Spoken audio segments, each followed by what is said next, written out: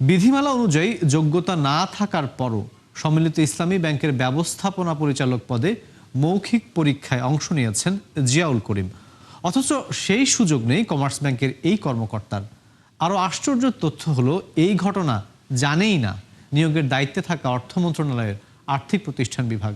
বিশেষজ্ঞরা বলছেন যে নিয়মের বাইরে গিয়ে এমন সিদ্ধান্ত পুরোপুরি অনৈতিক। আরও জানাচ্ছেন মিসবাহ হাসান। নতুন গভর্নর আসার পর থেকে আলোচনায় একীভূত হওয়া 5 ব্যাংক, যা গঠিত হওয়ার 2 মাস না যেতেই পদত্যাগ করেন চেয়ারম্যান ডক্টর মোহাম্মদ আইয়ুব মিয়া। এমনকি উপর মহলের চাপে দায়িত্ব পাওয়ার 2 দিনের মাথায় সরে যান সম্মিলিত ইসলামী ব্যাংকের ব্যবস্থাপনা পরিচালক নাবিল মুস্তাফিজুর রহমানও। এরপর নিয়োগ দিয়ে মৌখিক পরীক্ষার জন্য ডাকা হয় কয়েকজনকে। এর মধ্যে বিশেষ বিবেচনায় সুযোগ পান এস আলমের নিয়ন্ত্রণাধীন কমার্স ব্যাংকের নির্বাহী ব্যবস্থাপনা পরিচালক জিয়াউল করিম। কেন্দ্রীয় ব্যাংকের নীতিমালা অনুযায়ী এই পদে সর্বনিম্ন 2 বছরের অভিজ্ঞতা থাকতে হবে প্রার্থীর, কিন্তু সেই যোগ্যতা অর্জন না করেই মৌখিক পরীক্ষায় অংশ নিয়েছেন এই কর্মকর্তা। আমি কেমনে দেবো? ওখানে তো ওই যে আপনার একজন দেখি যে ইসলামী ব্যাংকের সিনিয়র এক্সিকিউটিভ ভাইস প্রেসিডেন্টকেও তো ওনারা ডেকেছে। এগুলো বাংলাদেশ ব্যাংকের এখতিয়ার এবং অর্থ মন্ত্রণালয়ের এখতিয়ার।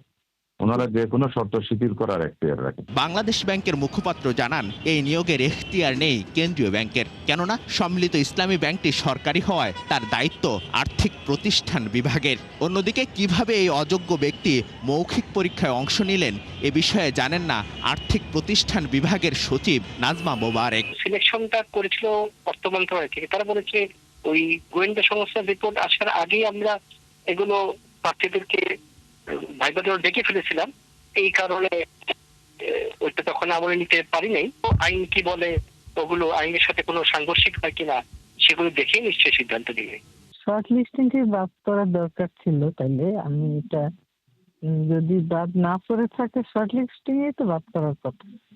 তার যদি 2 বছর না হয়ে থাকে তাতে কোনো সমস্যা হবে না। আমরা ভাইবাতে যদি শর্ট লিস্টিং এ ওরা ভুল করে থাকে তো কোনো অসুবিধা হবে। বিশেষজ্ঞরা বলছেন, প্রচলিত নিয়মের বাইরে গিয়ে এ ধরনের কার্যক্রম দীর্ঘমেয়াদে ভোগাবে আর্থিক খাতকে। ঘোড়া ডিঙ্গে ঘাস খেতে যাবেন না, এটার পরিণতি বিশ্ব ইতিহাস বলে ভালো হয় না। সো প্রচলিত নীতিমালা পরিবর্তন না করে প্রচলিত নীতিমালার আশ্রয় নেওয়া ভালো। যে আর্থিক খাতের সাথে ডিসিপ্লিনের সাথে তারা কিন্তু কন্ডিশনাল করে দিচ্ছে, এমনকি বাজেটারি অ্যালোকেশনকেও বিদেশের পক্ষ থেকে, মাল্টিল্যাটারাল এজেন্সির পক্ষ থেকে। সুতরাং আমাদের উচিত এটাকে ছেলে খেলা হিসেবে না নিয়ে অত্যন্ত চিন্তা ভাবনা করে রাজনৈতিক উদ্দেশ্যের বাইরে গিয়ে নিরপেক্ষভাবে সিদ্ধান্ত গ্রহণের চেষ্টা করা। আওয়ামী আমলে লুটপাট হওয়া ব্যাংকগুলোর মধ্যে অন্যতম 5 ব্যাংকে গত বছরের নভেম্বরে একীভূত করেন তৎকালীন গভর্নর আহসানেইস মনসুর। মিসবাহ হাসান, 71, ঢাকা।